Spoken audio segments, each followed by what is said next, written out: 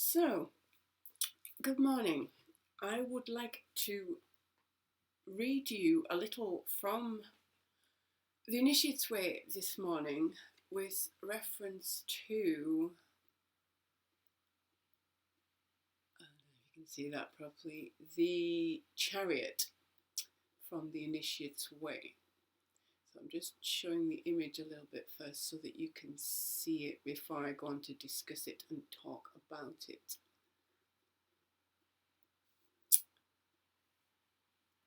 So yeah, Chariot of the Moon. What you are looking at in the image is a warrior who is poised and ready to charge, but where is she going to lead? Traditionally, on some tarot decks, you see two black and white horses or sphinx drawn by a cart. On the Initiate's Way image, the chariot is being drawn by four horses or individual powers of constant creation, which reside within each individual, the synthesis of which is an awakened hidden power that can be tapped into at any time, so that you may descend into the underworld fearless and unafraid of what you might find. Manly Palmer Hall, in his Secret Teachings of All Ages, talks about the 7 planets being the chariots that contain and harness solar power. The 4 powers are the mighty ones that you can perhaps understand as archangels, or 4 horses that signify the coming of an apocalypse, revealing and awakening. Or the 4 streams of wisdom that are accessible through the vehicle of the chariot. That is to say that once the body of light has been constructed and the seeker travels in it to higher levels of awareness, they can then gain access to information that they would not normally be able to reach due to only functioning in the lower levels associated with the 3 lower chakras or power centers, or energy centers, however you want to look at them. The process of ascension is a personal thing, and the experience is an internal one. There is certainly an idea of regeneration being presented here, and the arrow that is being aimed directly at the moon is showing you that the journey ahead will take you through the underworld to explore the realm of the shadows. Going willingly into the underworld at the sign of Cancer around the time of the summer solstice and returning to the light at the other end of the procession of the equinoxes at the winter solstice. What is most important here is the idea of movement, of you getting into the driving seat of your life and gaining self-mastery. If you understand the solar aspect of the personality as being awake or switched on, and the lunar aspect of consciousness is that which is unconscious, you can choose to flick a switch in your consciousness and remain awake, realizing that the information contained within the unconscious is accessible to you once you find a way to reach the information through meditation and ritual.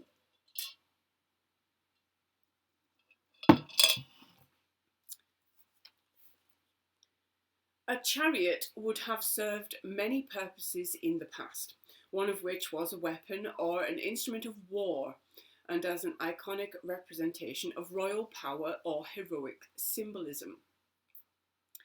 On one level, this image represents conflict. This may mean a fight where you, in your life, need to be self-assertive.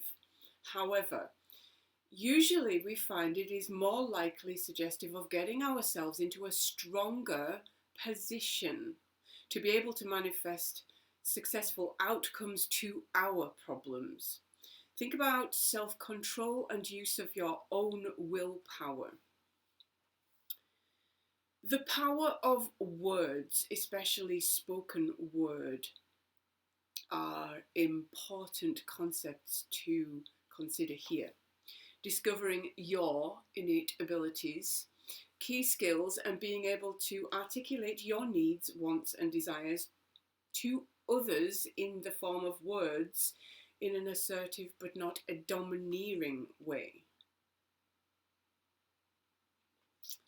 Self-reliance. Reaching a point of union within yourself enables you as the seeker to form a light body or a vehicle of ascension.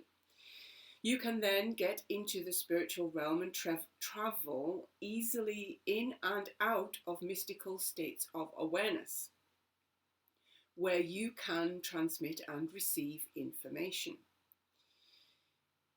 The terminology may be different depending on your discipline, but mystical states, waking dreams, out-of-body experiences, dream walking on the astral plane all fall into the category of experiences to expect at this stage in the spiritual journey.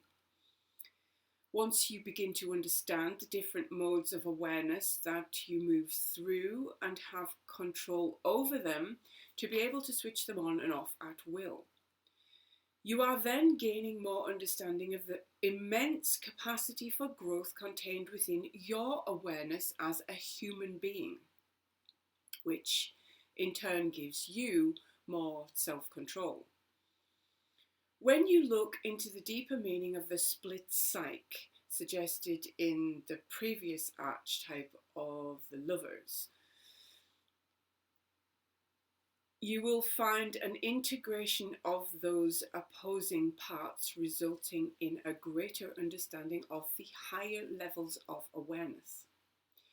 Opposing states of war and peace that you have within can now be brought into equilibrium as you begin to manage yourself via controlling your emotions and any reactions that you may have to situations and events in the esoteric world or the world outside of yourself. All of a sudden, it is as if the mist rolls away from your eyes as hidden senses are awakened within. You then become the conqueror and corrector of imbalances from a place of stability and a focused centre, to be able to see things differently than you did before. Consciousness transcends out of ordinary awareness and functions on lots of different levels simultaneously. When this image of the chariot turns up in a reading, it is the driving force within each individual, which is their storehouse of potential energy. Once it has been tapped into, it then becomes an endless power source for further development. One of the names for this image is the Chariot of the Moon. The mythological idea that it represents is a personification of the moon or a lunar deity, specifically the full moon, or of the lunar triple goddess. She drives a chariot drawn by horses or oxen and has a male counterpart in one of the solar deities who ride in their chariots of the sun. A chariot drawn by oxen can be understood as the third aspect of the triple goddess, that of the crone. She carries away the souls of the dead, with one of her names being Hecate. It is she who stands at the doorway presiding over death and rebirth processes as the goddess of the crossroads. This archetype can also be associated with agriculture, division of land for the purpose of farming, and also on another level with the idea of a mighty warrior riding into battle on a chariot which is drawn by animals, more often than not battling over ownership of land. That's the archetype of the chariot, not Hecate. The Egyptian connection that we see on some versions of this image begs you to understand the riddle of the Sphinx, also your inner and outer worlds. The male and female aspects of the personality are engaging with a newly awakened awareness. This will help you to complete a stage in the enlightenment process, or to move on to or ascend into a different way of perceiving.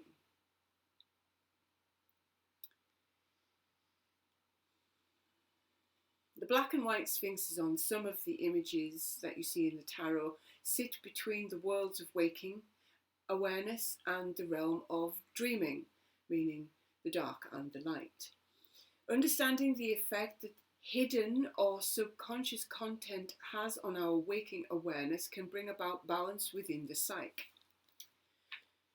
The conqueror is asking you not to conquer other people, but to be aware of your own true motivations when dealing with others. Asking, will you use your wisdom and knowledge to assist others on their path, or will you fall into the trap of using it to subjugate others to your will? In Egypt, temples of the past rose and fell, some into obscurity, others changed and evolved and grew anew, depending on the nature of those who were creating and worshipping in them. The four elements are also worth consideration here. Our connection with them on an emotional level, and to a certain extent our affinity with them, which will determine our personality traits. So if in your birth chart you have a lot of water or you have a lot of fire, then that will then affect the personality traits that you have, the balance between the elements in your personal horoscope. For example, if by nature you are someone who is sensitive to the feelings of others and very receptive to the external environment, we might say that person has a watery personality. Likewise, someone who is very cerebral and spends a lot of time thinking, we might say they are an airy type of personality. The division of personality archetypes into the signs of the zodiac offers a journey in itself, a process of working through each of these archetypes on an inner level. Beginning with Aries in April, Taurus in May, Gemini in June, and so on, until you have worked through the cycle by becoming aware on the inner plane of each part of the personality types represented by the zodiac. We can align with each and perform a cleansing or a clearing out of any psychic junk that we may have accrued within our consciousness. Jung talks about this process in Psychology and Alchemy. I'm going to read a little quote from Jung. In the Manichaean system, the Saviour constructs a cosmic wheel with 12 buckets, the zodiac, for the raising of souls. The wheel has a significant connection with the rota or opus circulatorium of alchemy, which serves the same purpose of sublimation. As Dawn says, the wheel of creation takes its rise from the prima materia, whence it passes to the simple elements. Ripley says the wheel must be turned by the 4 seasons and the 4 quarters, thus connecting the symbol with the journey or pilgrimage, peregrinatio, and the quaternity, the group or set of 4. The wheel turns into the wheel of the sun rolling around the heavens, and so becomes identical with the sun god or hero, who submits to arduous labours and to the passage of self-cremation like Heracles, or to captivity like Osiris. A well-known parallel to the chariot of the sun is the fiery chariot on which Elijah ascended to heaven. Carl Jung, Psychology and Alchemy, page 380.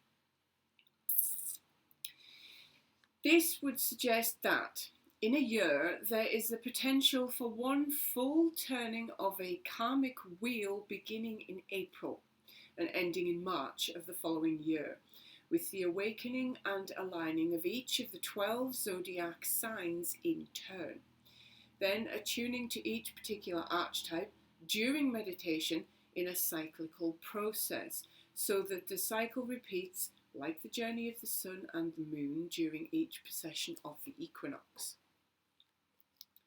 On a personal level, you are being asked to look at the emotional aspect of your life, the fulfilled or unfulfilled dreams that you have, what you secretly desire, whether or not reality lives up to your hopes, dreams, and expectations.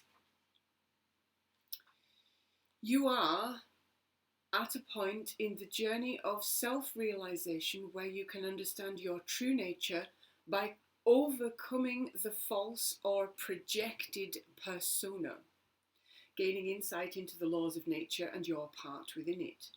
The association with the moon makes it a time to pay more attention to cycles and transitions, your home, where you live, your family, your commitments in life, and whether they are in harmony with your inner world. You can look to the stars and the myths for insight and deeper meaning, and when reading for people, remember that the timescale denoted here, if this comes up within a tarot reading, is that of early summertime.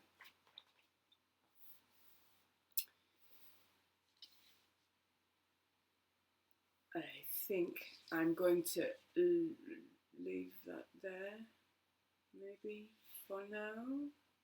There is a little bit more, but I will put this up later. It goes into the numerological aspect of it, and there's a couple of little exercises. But for now, I'll leave that there and wish you a wonderful weekend, and I will speak to you soon. Bye for now.